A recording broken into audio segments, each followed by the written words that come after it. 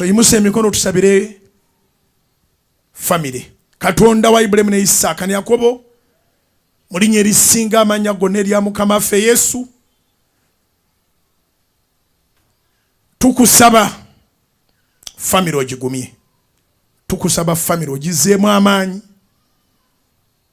Abaana abali ebweru n'ab'eŋŋanda abali mu mawanga g'ebweru abagenda okujja nga tebazze lwa bulungi, bawa amaanyi nga bakyali eyo, obatambuze bulungi, wadde nga byambi obatuusize ddala ewaka. Era tukusaba namwandu w'omugenzi Bbosa omuwe ekisa n'amaanyi ebitali bya bulijjo, si ke kaseera akangu. Abaana n'abazzukulu nga bwe twabawulidde bonna tubateeka mu mikono gyo Mukama. Famire yo giweeyo special grace, tugisabidde mu kisiibo kino.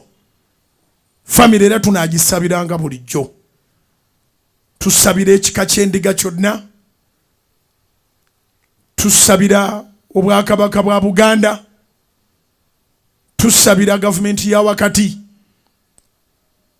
tusabira His Excellency. Okufa tekumanyiirwa, newankubadde nga awulidde era alabye abantu bangi abafa, naye akyabeera shocked. Mugumye munyweze taata w'eggwanga, gumya abantu bonna ffenna, era otuwambaatire Yesu. Tubikka Uganda mu musaayi gwo, ebibuga byonna n'ebyalo.